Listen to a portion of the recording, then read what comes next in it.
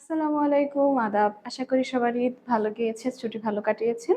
তো চলুন আজকে আমরা দেখব ক্লাস 2 এর বক ড্রয়িংটা কিভাবে করতে হয়। আপনারা সবাই বোর্ডের দিকে খেয়াল করবেন। আমরা প্রথমে ধাপে ধাপে এটা শিখব। প্রথম ধাপে দেখবেন একটা ছোট ওভাল দেওয়া আছে। ওভালের নিচ থেকে দুইটা লম্ব দাগ নিচের দিকে চলে এসেছে। এরপর এটাকে একটু বাঁকা করে এভাবে একটা অর্ধগোলাকৃতি শেপ দিয়ে নেবেন। তারপরে নিচে এই সাইডের দিকে আর দুইটা লম্ব দাগ দিয়ে নেবেন। এরপরে এখান থেকে ঠোঁটের মতো একটা শেপ দিবেন। এবার দেখবেন কিভাবে এটাকে ভেঙে ভেঙে আমরা ড্রয়িংটা কমপ্লিট করব। এরপর আমরা চলে যাব, দেখেন এই জায়গাগুলো আমরা এভাবে ঠিক করে নিব।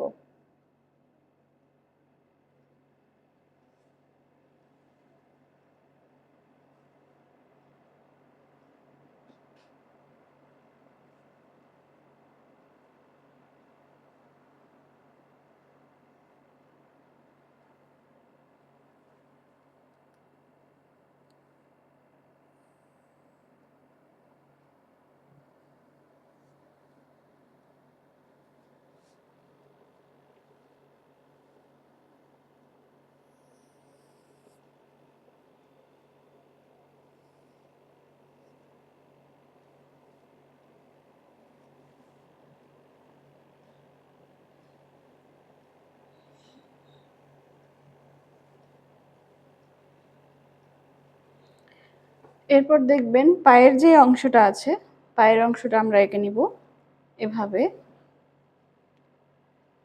এই পাটা আপনার বডির উপরের দিকে থাকবে, এইটার নিচ থেকে বডিটা থাকবে, আর এই পাটা পেছনের দিকে থাকবে।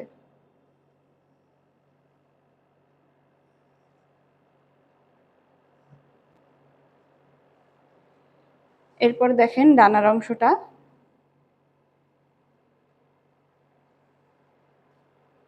ডানায় ছোট ছোট পালক আছে।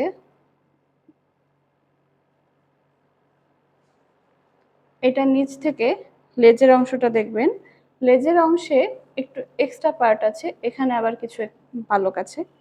এভাবে করে নেবেন। তারপরে পায়ের এই অংশটায় একটু পালক পালক দেওয়া আছে।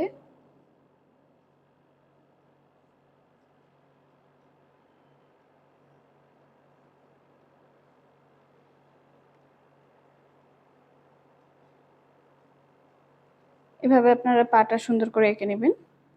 এরপরে চলে আসবো আমরা মুখের কাছে।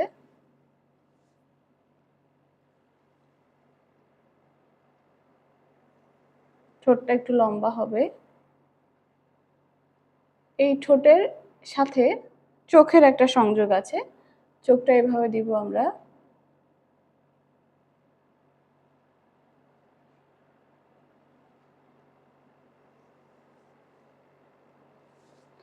তো এভাবে আপনারা বকটা ড্রয়িং করার চেষ্টা করবেন।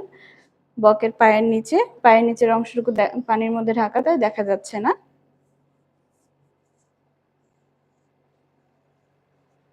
তো আমাদের বক আঁকা কমপ্লিট হয়ে গেল।